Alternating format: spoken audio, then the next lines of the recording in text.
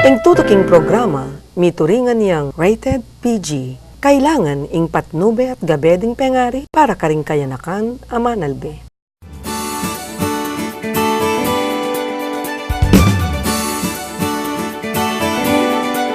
Ka Fernandino, kaya katamong pakibaluan, malilyari king balayan, obra daring manungkulan, kaya katamong tutukan, uling king balang takbang ning panyulong, marapat mong Fernandino first, Fernandino yang mumuna, Fernandino ing mani muna.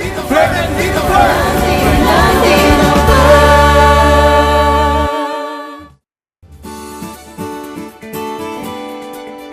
Ay po oras, Fernandino, malaos tamo kining kaya katamong episode ng kaya katang programang Fernandino First, Fernandino yung mumuna, Fernandino yung mani muna.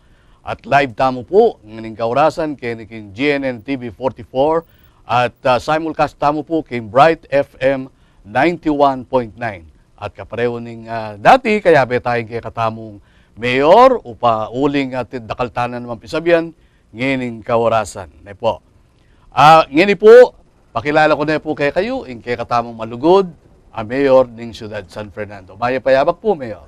Maya payabak, Tito Benny, at kareng kaya katamong makirandam kay Bright FM 91.9 at Manal B, kaya katamong GNN TV 44. Yan, Mayor, na nung agawata na kayo nilabasan na Domingo, kaya kayong pamanimuna, kaya king siyudad tamo. Ing milabas sa uling imbulanan ng September is National Women's Mancha. So ita mo metong takareng mag-celebra keng Women's Week. Metong takareng syudad pag-celebran tayo ni bilang kareng mumunandili keng katamong bayani, local heroine na Nicolas Panlilio Derit na migalay tang bulaklak huling kaarawana naman at den kayang pamilya kaya betala. At tabalitan mi Mayor, may tamo mo namang galal karening kababayanan tamo kay king siyudad. Bilang celebration da rin kababayan kaya katamong siyudad, gawa tayo itang natatanging kababayan para makilala ing kaya katamong bilang importansya at emo karapatan da rin kababayan nung party na nauning kaya katamong pamangobyerno rin kaya katamong kababayan. So in direction tamo keti alwa mo itang not only improving the lives da rin women and girls but really empowerment siya kareng kababayan. Gigewa tamo atap. Bala mo, pinamper talo pa rin yung kababayan tamo ni kaya betala rin pribadong sektor, lalo na yung Lorraine, na pepalaguno rin kakatamong kababayan. Libreng gupit, libreng manicure, libreng gana-gana itang pampalago rin kakatamong kababayan. At meto nga mahalaga kening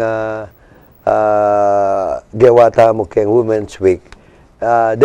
Kakatamong pamilya Derit Panlilio. So binuo tayo ketang metong kareng heritage home tamo na mika pre-clinic every week.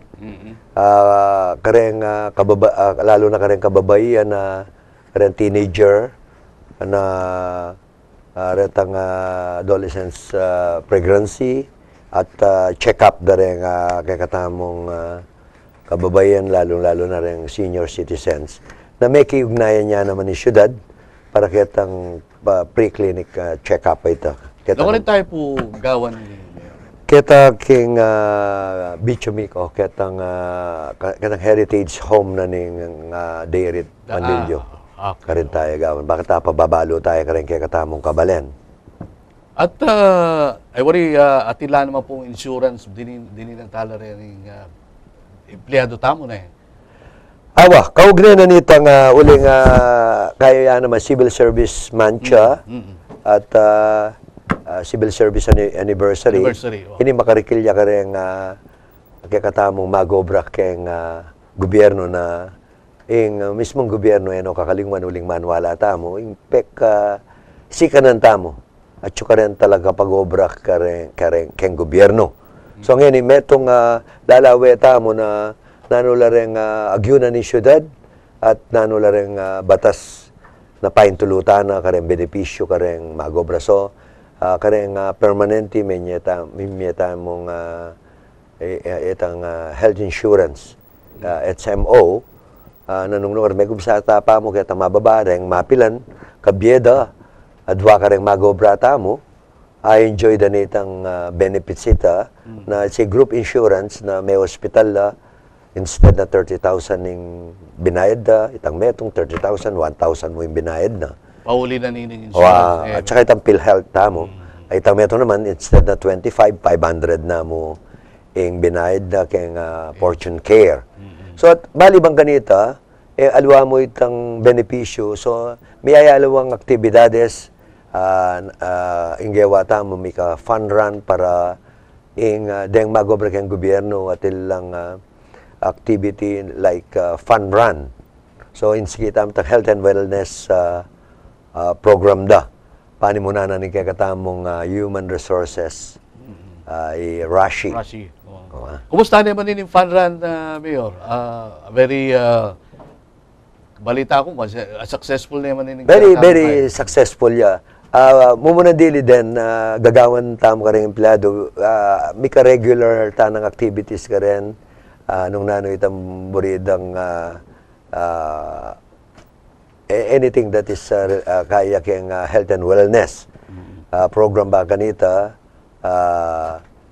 may kaya so very successful yung 5 kilometers run na enjoy la even ita mo ngayon yung CDRRM mo kanita kinatala so invite tala naman din kaya katamong kabalen to join any activity really makarikil keng kaya katamong health and wellness program. Kanita bika sumbaya naman ng siyudad ni Mayor. Nano nang update kanita? So last year anyang araw ng mga kababayan mig sumbata mo kanita. So yung sumbang yan regular na karen bawat barangay na deng ganaganang kababayan maging regular activity de karen barangay. So ita mo kanyan kaya month of busnita na mantang interbarangay Zumba. Kaya katama. Mas tingitan interbarangay Zumba. Then kaya katamong barangay official siguro magaling no magsumba kanito. Lalo din karela sa sakupan. Mayor. Awa. Itong magkapian kami kaya barangay uling Maranon. So pati deng barangay officials even deng senior citizen mag-enjoy la kaya sumba uling kakita mo na metong yang masanting eksersisyo para kaya karelang kalusugan. Okay, dakala salamat Mayor kaya katamong pa magbalik, mag-break ta sa guli.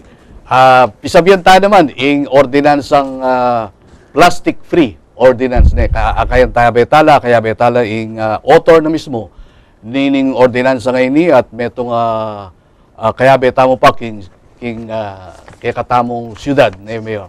Pamagbalik na po ning kaya katamong programang Fernandino First. Fernandino First! Fernandino First! Beautiful homes deserve beautiful ceilings. For durable and cost-efficient quality roofing and ceiling materials, turn to Capstone Steel and Trading Corporation. Interior ceilings, Exterior ceilings, drywall partitions, decorative plaster cornices, decorative plaster roses, grill works. Capstone Steel and Trading Corporation, located at Bulaon, City of San Fernando, Pampanga, With branches at Project 7, Quezon City, Puerto Princesa, Palawan Branch, and Calasiao, Pangasinan. With telephone numbers 861-2101 861-3968. or visit www.capstonesteel.com. Experience the style, the beauty. Capstone Steel and Trading Corporation.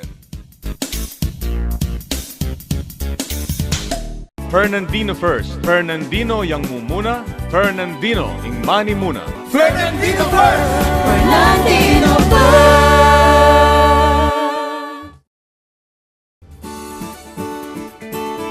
Magbalik ka po, ang kakatang programang Fernandino First, Fernandino yung mumuna, Fernandino yung mani muna. At ganyan po, kalupan din sinabi ko nandin, pisabihan taneman ngayon tungkol kening kakatamong ordinansa, inimbayong ordinansang plastic-free ordinance ne. Pero bayo tapo mag-upisa ken, kareni pong kakatamong manalbe at makiramdam king radyo, malyari kayo pong mag-text kening kakatamong number 0917-620-4188 nung ating kayong buring ipabalo ka rin kay katamong bisita at king mayor. Malyari kayo naman pong mouse king kay katamong landline 961-4188. At gini po, din kay katamong bisita. Kanita po may bitin tamo uling pisabi tanim minuna kanita in plastic kay ni plastic ordinance. Kaya tayo po ngayon kay katamong maluguda konsehal in City Councilor Committee ng Environment, ang chairman na po, Councilor BJ Lagman. Maya pa abak po. Good morning po, Tatang Benny, at karempong kakatamong makiramdam king Bright FM 91.1 at Manalbe king GNN TV 44. May paabak po. Ay muring representative na ng Sendro, Miss Regina Rodriguez. Maya payabak po. Maya paabak po kay kayungan at kareng taga-subaybay ng Bright FM 91.9 and GNN TV 44. Good morning po. Mayor, kutang ko na yung konsehal na nung nano mo migtulak kaya para gawa na yung ordinance ngayon ni konsehal? Ini pong kakatamong ordinance 2014-008 or other wise known as the Plastic Free Ordinance, may buuya po ini king konseho ne unanimously approve ya po ini. Uling ikitane po ini kareng major cities na gagawan da ne po ne. At ini po maka-inline niya ketang programa na ning katamong mayor ing local government ketang pa mag-reduce na pa po ning katamong waste ketiking syudad San Fernando. Mayor, ikayo naman po na nung suportang BBAU kening ordinance sa tamo ngayon. Tito Benny, kaya ka pabalwan da rin kaya katamong kabalen, ang syudad tamo, metong karetang agenda tamo is about environment, kaya katamong kalikasan, at ini, adwane ning mabilog Pilipinas at ning mabilog yato na di nang tayong pansin pasibayo ing kay katamong kalikasan na nuno ka rin ing Pilipinas dati yung masanting ing kay katamong kalikasan masanting ing kapaligiran tamo at dakala pamangan. So meto nga paralan ing kay katamong sanggunian ing direksyon tamo sa suporta ng batas. Ngayon ganaganang batas makarekal kay kalikasan gagawa na at metong yaing plastic free ordinance kay syudad San Fernando na metong tamong buriken ing pamagmando kay basura na daragdagan tamo itang waste diverted pauli na ning batas ita dumitak itang residual waste tamo. So yan maging recyclable kasi ining adwana ning ordinance ni regulate na itang minimize na yung pamangamit plastic at dagdagan na yung pamangamit kaya itang recyclable indigenous material. Ma'am Reg, nano naman yung gawa na kaya ning ordinance ngayon ni masanting para king kaya katamong kalikasan, lalo na kaya ti Ciudad San Fernando? Ing masanting po kanini ma-regulating use of plastic then puntaw misane na lang na gumamit plastic sandbags. Kapag po manyalila na kailangan manyadla pang plastic kareng tindahan uling ing regulation na po nin plastic ordinance tamo ibenta na nala po ning tindahan ing plastic nala po ibiyang libre. Ito po yung adwan tamo karen business establishment. So para mabawasan yung pamangamit plastic ni eno libre ne. Adi na la po plastic libre. Kailangan saliwan nila. O kaya siguro nanupad dapat danggawan lalo na rin yung mamalengki tamo karening palengki. Misa nila po dapat na magdalang bagda at nila po dapat eco bag na dadalan o kaya bayong patse mamalengki la. Bangkanta po, hindi na lang may gastos pang saling plastic bag para pidukanan karelang pinyalwan. Konsehal, lalo naman yung experience mo yung atimbang pro and against kening kaya katamong ordinansa kanita? Dakal pong mag-inquire during the public hearing, ne. Pero kanta pong ikit danitang objective na ning kaya katamong ordinance kaya ti San Fernando. Ikit da po maging paborya pa po karela, ne. Ita pingabanggit ng Ma'am Reg na ini po kasing pinili tamong batas sa ordinance i-adapt for the city of San Fernando. Iya po total ban ni regulation niya mo po, ne. To start, bang kanita pin po mas mayan din tanggapan din kaya katamong kabalen, ne. And of course, king participation da po rin kaya katamong magtinda, ang po rin kaya katamong consumer. Ini pong objective tamo akit tayo po itang resulta na kay malagwang panahon. Mayor, nano naman yung Ken Lobo tungkol kening ordinansa ngayon? Well, ang inisyatiba na ning bilang chairman na ning environment, po pa yung market, Councilor BJ Lagman, po yung pamisahop na ning kaya katamong Senro. Itamo naman kaya ti Ciudad San Fernando, ang po pa rin kabalenta mo na by heart, pisapan-sopan tamo ini na makarikil kay katamong kalikasan, uling ini, eta maging progreso, eta ya panatili ing lugar tamo bilang metong karen livable city mo kaya ti Pilipinas nung kaya ti mabilog yato nung eta mo umpisan yan. So the initiative na ning syudad, ning city council ang po ning kaya katamong Senro, ayapin pa pamisaw-saw, pati ka rin kaya katamong kabalet. Ma'am Reg, makanano tamo po nga kasiguruan na may patupad yung ordinansa ngayon? Mandato na po ng departamento, miing City Environment and Natural Resources Office, na i-implement ang ordinansang ini. So, ating kaya pong inspectors na mag-inspect ka rin business establishments or mag-post la po as mystery buyers na eda sasabyan na taga-Senro la po to really see if mai-implement ya po yung batas. At ating kami rin pong enforcers na dudurot mo naman po kareng tindahan, kareng palengke para akit na po nung talagang mai-implement yung batas. Atin tamo pong penalty ka rin nung sakali ating mag-violate? Yes, sir, ma-penalize la po rin kay deng business establishments na lalabag kening ordinansang hindi. Ito pong first penalty na po for the first violation at niya pong warning pa mo. Uling regulation niya pa mo po ini at sa sanitala pa mo rin tao. Ito pong second at niya pong fine na 1,000 pesos. Itong third offense na po at inang fine at 3,000 pesos. Ito pong fourth offense na cancellation of business to operate na po. Konsehal, kaya ba pa yung styro karening ipagbawal na ng syudad? Opo, ita pong polystyrene or yung mas sikat siya po king lagyong styro. Kaya beya po yung styro kening kakatamong ordinance. Uling yung styro po kasi eya po talaga malalaso. Forever ya pong atsukin.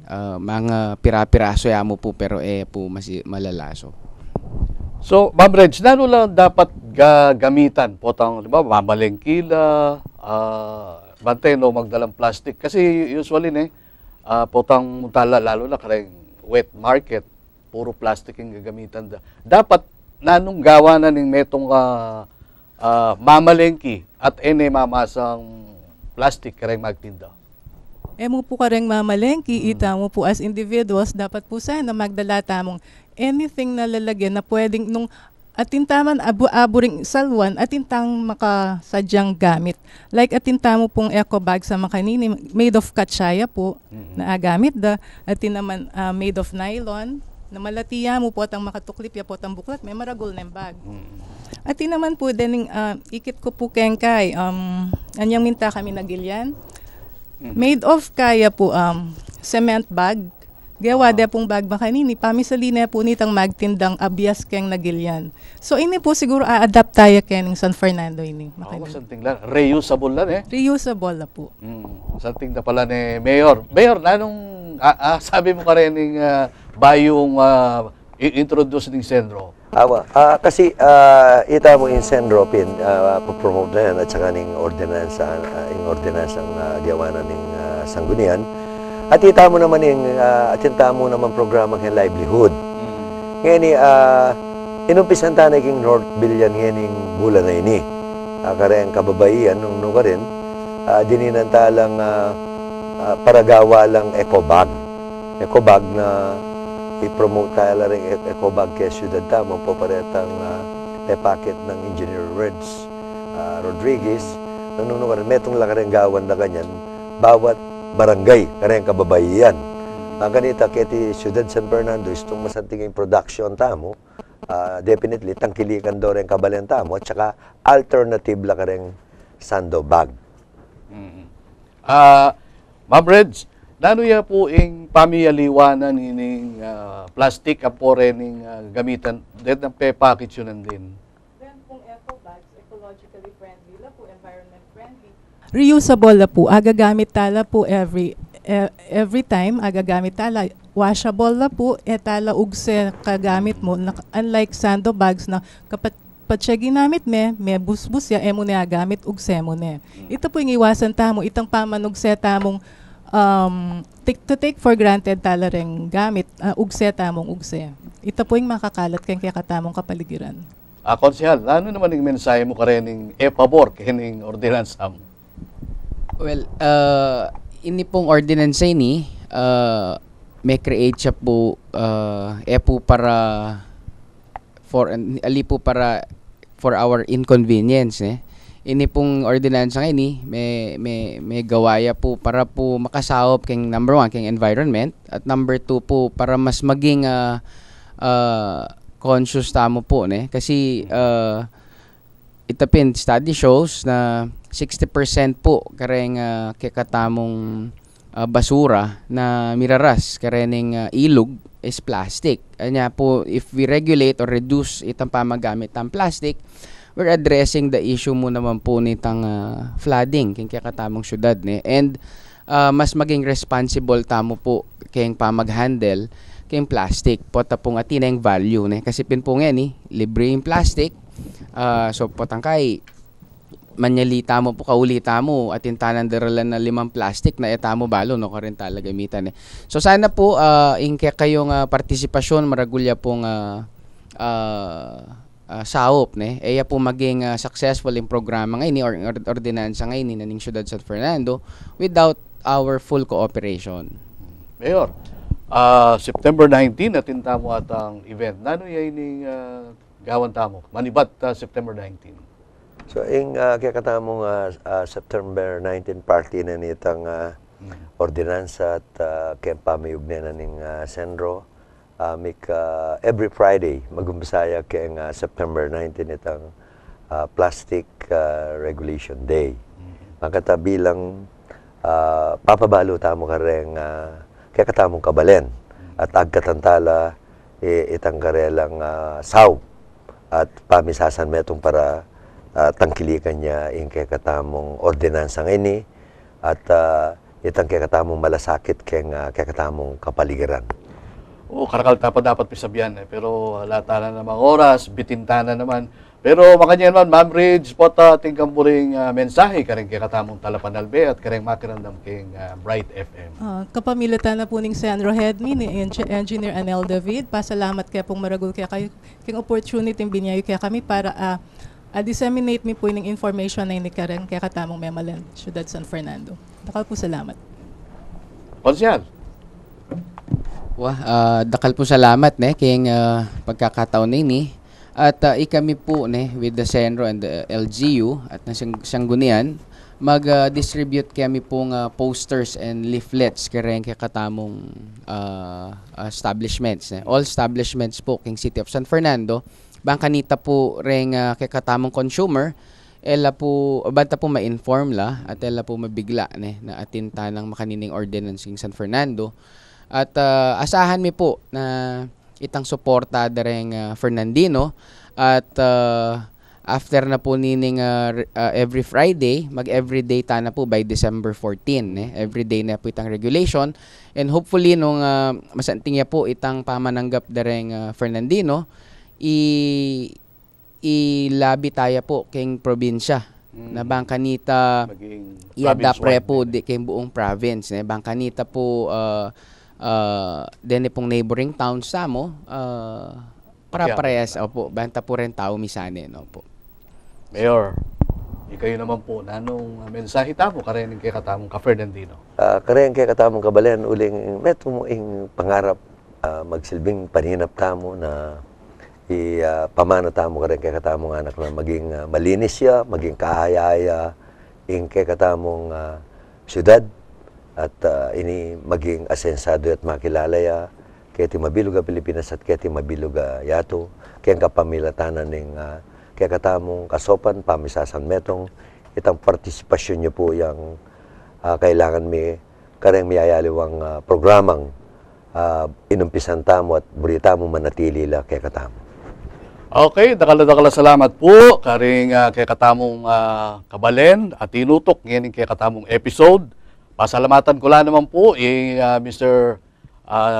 Mark Nodado, karing kay katamong gamit kay King Studio, ating Capstone Steel and Trading, Engineer Hill Lacson. Dakal salamat po.